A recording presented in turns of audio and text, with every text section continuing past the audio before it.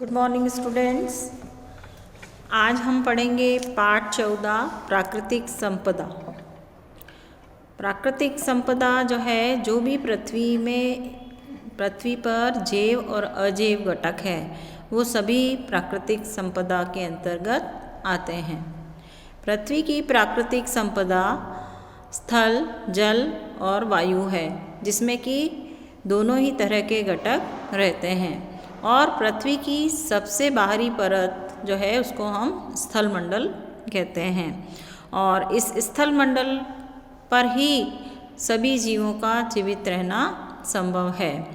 और पृथ्वी ही हमारा ऐसा ग्रह है जिस पर जीवन संभव है, क्योंकि इस पर जो है सूर्य से उचित दूरी है, तापमान सही है, ऑक्सीजन है, भोजन है, मृदा और जल जो है वो भी पीने योग्य है। इसी कारण से पृथ्वी पर जीवन संभव है।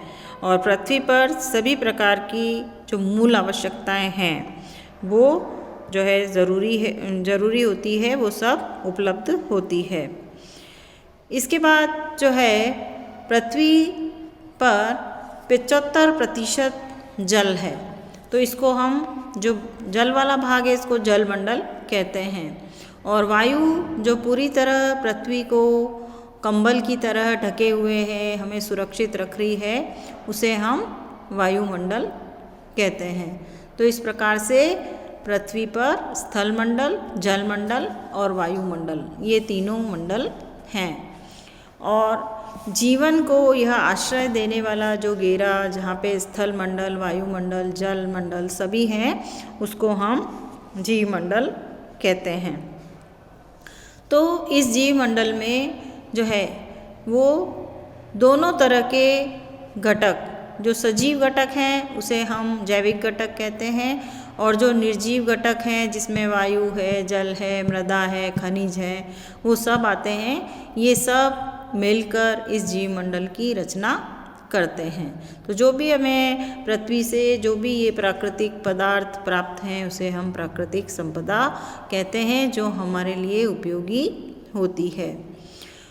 फिर इसके बाद में आता है कि जीवन की श्वास जो है वो वायु। और वायु में कौन सी गैस जरूरी है हमारे लिए जीवित रहने के लिए? Oxygen gas.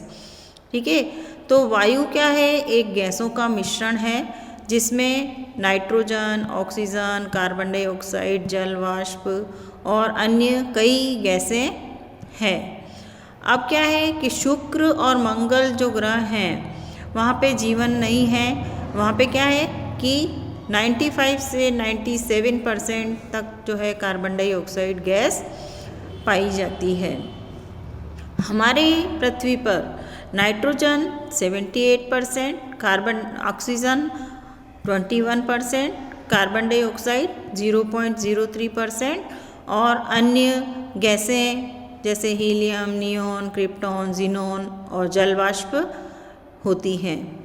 तो ये सभी गैसें मिलके वायुमंडल को बनाती है। लेकिन सबसे ज़्यादा गैस कौन सी ज़रूरी है हमारे जीवित रहने के लिए? ऑक्सीजन। अब सभी कोशिकाओं को ऊर्जा प्राप्त करने के लिए ऑक्सीजन की आवश्यकता होती है। और कोशिकाओं को ग्लूकोज अणुओं को तोड़ने तथा उससे ऊर्जा प्राप्त करने के लिए ऑक्सीजन ज़रूरी है। और इसके परिणाम स्वरूप कार्बन डाइऑक्साइड और जल वाष्प जो है वो उत्पन्न होती है। और कार्बन डाइऑक्साइड जो है वो वापस पुनः पौधे प्रकाश संश्लेषण की क्रिया में काम में लेते हैं। अब जो है और एक दूसरी प्रक्रिया है जिसमें कि ऑक्सीजन की खपत होती है, वो है दहन।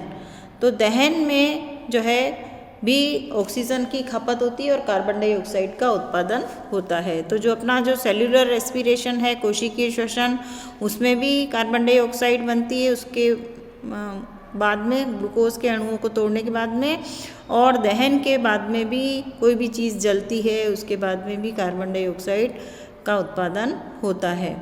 इससे ईंधन का जलाना, जंगलों की आग, ये सब इसी में आते हैं। अब हमारे वायुमंडल में कार्बन डाइऑक्साइड का एक छोटा सा भाग है, जैसे कि 0.03% जो है, यहाँ पर ये प्रकाश संश्लेषण की क्रिया के लिए ज़रूरी है, और ये प्रकाश संश्लेषण की क्रिया के लिए ज़रूरी है, और इसी के कारण कार्बन डाइऑक्साइड जो है वो वापस काम में आती है। अब कार्बन डाइऑक्साइड जो है वो दो विधियों से स्थिर होती है।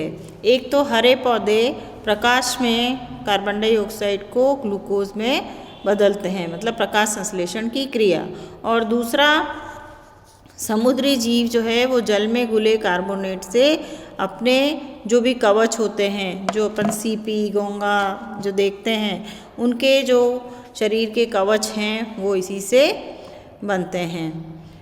फिर इसके बाद में आता है जलवायु के नियंत्रण में वायु की भूमिका क्या है।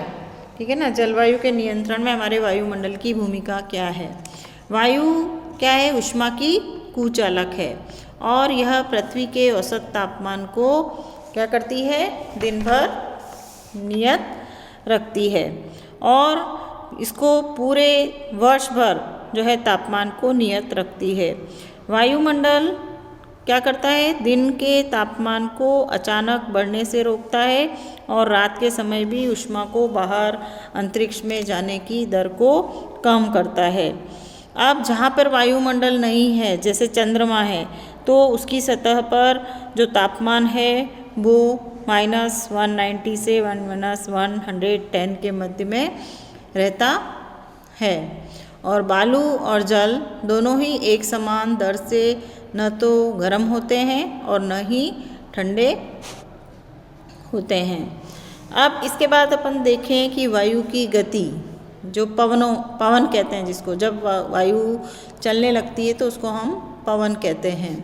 तो जब जल वाष्प जीवित प्राणियों के क्रियाकलापों द्वारा एवं जल के गर्म होने के कारण बनती है, तो जलीय भाग से होने वाले विकिरण के परावर्तन व पुनर्विकिरण के कारण वायुमंडल जो है वो गर्म हो जाता है, और इससे संवहन धाराएं उत्पन्न होती है। अब जब वायु जल एवं स्थल के विकिरण के कारण गर्म होती है, तब ये ऊपर की ओर उठती है, और जब ये ऊपर की ओर उठती है तो स्थल जो है वो जल की अपेक्षा जल्दी गर्म हो जाता है ना। इसलिए स्थल के ऊपर की वायु जल के ऊपर की वायु से अधिक गर्म होती है और ऊपर की ओर उठती है। इससे क्या होता है कि स्थल पर वायुदाब कम हो जाता है, और उसकी जगह लेने के लिए समुद्र से वायु स्थल की ओर प्रवाहित होती है। तो दिन के अंदर दिन के समय जो है समुद्र से वायु स्थल की ओर आती है, और रात के समय उल्टा होता है कि स्थल से वायु समुद्र की ओर जाती है। इस प्रकार वायु एक क्षेत्र से दूसरे क्षेत्र में जाकर पवनों का निर्माण करती है। रात को क्या होता है कि स्थल जल्दी ठंडा हो जाता है, इसलिए जल के ऊपर की वायु स्थल को गर्म कर देती है, और रात में वायु स्थल से समुद्र की ओर चलती है, जिसे जल समीर और थल समीर कहते हैं। इसी प्रकार वायु की सभी गतियों का परिणाम वायुमंडलीय प्रक्रियाएं होती है, जो वायुमंडल को असमान विधियों से गर्म होने के कारण होता है। लेकिन वायु की गति को अन्य कारक भी प्रभावित करते हैं, जैसे पृथ्वी की घूर्णन गति, विषुवत रेखा से दूरी, फिर गति एवं पवन के मार्ग में आने वाली पर्वत श्रृंखलाएं। तो इस प्रकार से